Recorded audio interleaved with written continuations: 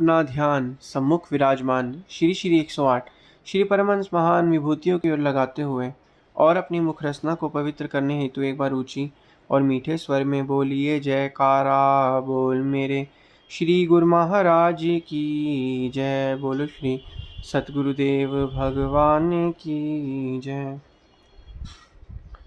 गुरुमुखों, कहा जाता है सुरती जितनी अधिक अंदर की ओर मंजिलें तय करती है उतना ही अधिक सतगुरु की आवश्यकता अनुभव होती है। सतगुरु से दीक्षा लेने वाले शायद प्रारंभिक अवस्था में शब्द का अर्थ अच्छी तरह से नहीं समझ पाते हैं, क्योंकि अधिकांशतः जिज्ञासुओं की यह सामान्य धारणा होती है कि जब एक बार सतगुरु किसी साधक को दीक्षा दे देते हैं तो उसके बाद उनकी जिम्मेवारी समाप्त हो जाती है। परंतु हकीकत इसके विपरीत है। वास्तव में सेवक को दीक्षा देने के बाद ही सतगुरु का असली कार्य प्रारंभ होता है, क्योंकि तभी वह अपने शिष्य की हर क्रिया पर अपनी नज़र रखते हैं और उसे संसारिक दलदल से खींचकर बाहर निकालने के लिए गुप्त रूप से सहायता करते हैं। जैसे जैसे हम इस मार्ग में आगे बढ़ते हैं उतना ही अधिक हम उनकी गुप्त सहायता को अनुभव करते हैं। निम्न दृष्टांत से यह बात और स्पष्ट हो जाएगी। एक बार की बात है, एक नट था। उसके परिवार में वह स्वयं, उसकी पत्नी तथा एक छोटा लड़का था जिससे उसने बचपन से ही पाला पोसा था। लड़का बहुत सुंदर तथा तीक्ष्ण बुद्धि वाला था। वह लड़का बांस पर ऊंचे चढ़ जाया करता था और नट बांस को नीचे से कसकर पकड़े रखता था तथा उसकी पत्नी ढोल बजाया करती थी। बांस पर चढ़कर वह लड़का बड़ी चतुराई से अनेकों करतब दिखाया करता था। उसका पिता, जो उसका शिक्षक भी था, जब तक उस बांस को कसकर पकड़े रखता था, दर्शक उसके कर्तव्यों को देखकर प्रसन्न हुआ करते थे तथा उसके खेल में निपुणता की प्रशंसा करते हुए उसे उदारता से धन दिया करते थे। काफ़ी समय तक इस प्रकार का काम चलता रहा और लड़के ने अपने कर्तव्यों में पूर्ण कुशलता प्राप्त कर ली। उससे उन लोगों की आय भी पर्याप्त मात्रा में बढ़ गई। एक बार लड़के के मन में ख्याल आया कि अपनी जान को खतरे में डालकर लोगों का मनोरंजन करता है और इतनी अधिक आय का साधन वह ही है। उसके पिता और माता तो खेल में नगण्य ही होते हैं। नट, जिसने उसे यह करतब सिखाए थे, बहुत चतुर था और वह लड़के के मन की बात भाप गया। अगले दिन जब लड़का बांस पर चढ़ा और अपनी कलाबाजी के पूरे कौशल पर था, नट ने बांस की पकड़ को ढीला कर दिया। लड़का मिट्टी के ठेले के समान पृथ्वी पर गिर पड़ा। तब उसे समझ में आया कि वह अपने गुरु नट की मजबूत पकड़ के कारण ही निडरता से अपने कर्तव्य दिखा सकता है। नट के बगैर वह कुछ भी नहीं है। इससे विषय का गुप्त रहस्य है, साधक अपने भीतर जितना ऊंचा उठता है उसे सद्गुरु की आवश्यकता उतनी ही अधिक होती है। काल और माया विरोधी शक्तियां अपने शिकार को इतनी आसानी से जाने नहीं देती और अपने पंजे से छूटने नहीं देती। इसके लिए सद्गुरु को बहुत मेहनत करनी पड़ती है। इस तथ्य को केवल पहुंचा हुआ साधक तथा महापुरुष ही जान सकते हैं। सद्गुरु अपने तथा अपने शिष्य के बीच एक अदृश्य और आंतरिक संबंध बनाए हुए होते हैं। इसलिए साधक को सद्गुरु के पावन श्री दर्शनों के लिए बीच बीच में आते रहने के लिए कहा जाता है,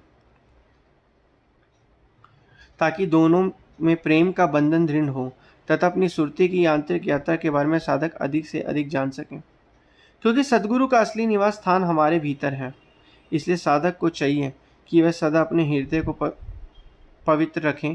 हृदय की पवित्रता और मालिक की प्रसन्नता प्राप्त करने का सबसे सरल तरीका यह है कि वह सद्गुरु की निष्काम भाव से सेवा करें तथा नित्य नियमित रूप से नाम का अभ्यास करें। जिसका मन संसारिक कामनाओं से भरा हुआ है वह मानसिक शांति कभी प्राप्त नहीं कर सकता। एक कवि का कथन है, तारीख तुम्हें बतलाएगी दुनिया में खुशी का नाम नहीं, जिस दिल में हवस का सिक्का है उस दिल के लिए आराम नहीं।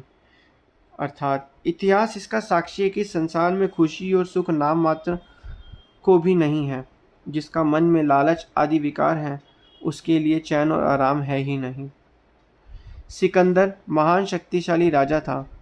पराजय और असंभव ये दो शब्द उसके लिए सर्वदा अज्ञात थे। उसने अनेकों बार भारत पर आक्रमण किए। एक बार वह लूट मार करके स्वदेश लौट रहा था। मार्ग में वह अचानक बीमार हो गया और मृत्यु के सम्मुख जानकर उसने हुक्म दिया कि लूट की सारी संपत्ति उसके सामने लाई जाए। उसने अपनी सेना को भी अपने सामने तैनात होने के लिए कहा। तब उसने अपने मंत्रियों, चिकित्सकों, महान सेनापतियों तथा शूरवीर योद्धाओं को संबोधित करते हुए पूछे कि क्या तुम में से ऐसा कोई है जो मुझे तब तक के लिए जीवित रख सके जब तक मेरी माँ यहाँ पहुँच जाए। पुरस्कार स्वरूप लूट की यह सारी संपत्ति, सेना और यहाँ तक कि यह सारा राज्य भी दे दिया जाएगा। परंतु कोई भी इस कार्य को करना अस्वीकार न कर सका। सभी मूर्तिमान बनकर सिर झुकाकर खड़े थे। राजा की आंखों में आंसू बहने लगे और गहरी सांस लेकर वह बोला, यदि मुझे ये ज्ञात होता कि एक एक श्वास इतना अमूल्य है तो मैं इस लूटपाट के व्यर्थ के कामों में कभी ना गवाता। तब उसने अपने मंत्रियों को निर्देश दिया कि जब मेरी शव यात्रा हो तो मेरे हाथ कफन से बाहर और हथेलियां आकाश की ओर खुली हों, ताकि संसार देखें कि सिकंदर जैसा महान राजा भी, जिसने विश्व को जीतने की योजना बनाई थी, इस संसार में खाली हाथ जा रहा है। एक कवि का कथन है, बेजरी का ना कर गिला गाफिल, रख तसल्ली की यूं मुकद्दर था। इतने मुनीम जहान में गुजरे, वक्त रहलत किसी की ने जर था। साहिबे जब शौकत हशमत, पेश अंजा जुमला एक सिकंदर था। थी यह सब कायनात जेरे नगी, साथ मोरे ओ मलक या लश्कर था। लाल ये यूकत हम ज़रूहर गोहर, जिस कदर चाहिए मुयस्सर था। आखिरकार जब जहां से चला, हाथ काली कफन से बाहर था। अर्थात ओ मूर्ख प्राणी, अपनी निर्धनता की शिकायत मत कर, तसल्ली रख कि तेरा भाग्य ऐसा ही था। कोई धनी मानी लोग यहाँ से चले गए हैं, परंतु क्या कोई इस संसार में से दमड़ी भी अपने साथ ले गया? सिकंदर महान अपने समय के सभी शक्तिशाली और प्रतिष्ठित लोगों में बढ़कर था। लगभग सारा विश्व उसके अधीन था और उसकी अति विस्तृत सेना कीड़े मकोड़ों की तरह फैली हुई थी। मणि, जवाहरात और अन्य अमूल्य हीरो की उसके पास कोई कमी न थी। परंतु दुर्भाग्य, जब वह संसार से गया तो उसके खाली हाथ ही कफन से बाहर थे। जिस तरह सिकंदर गया, यह कोई नई बात नहीं थी। हम सबको इसी तरह खाली हाथ ही जाना है। परंतु बुद्धिमान व्यक्ति अपने जीवन में ही अपने भविष्य को उज्जवल बना लेते हैं।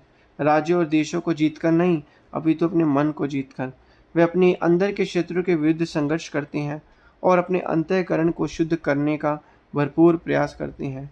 अन्य वस्तु की तरह मन को भी निर्मल और मालिक के निवास योग्य बनाने के लिए नाम की निरंतर रगड़ की आवश्यकता होती है। गुरुवाणी में कहा गया है, भरिए हतु पैरो तनु देह, पानी धोते अतरु सुखे, मूत पलीती कपड़ू होई, दे सबणु लई ओहे धोई, भरिए मति पापा के संगी, ओ धोपो नावे के रंगी।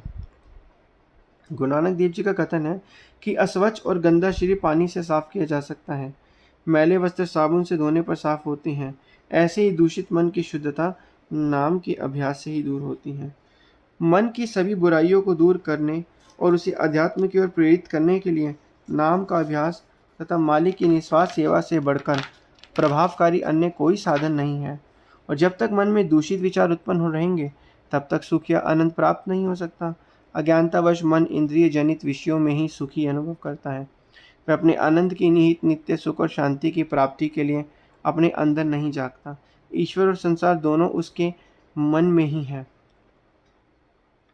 परंतु जब जीव संसार की ओर अपनी पीठ कर लेता है, तभी वह परमात्मा का साक्षात्कार कर सकता है।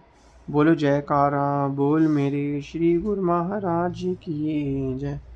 बोलो श्री सद्गुरुदेव भगवान की जय।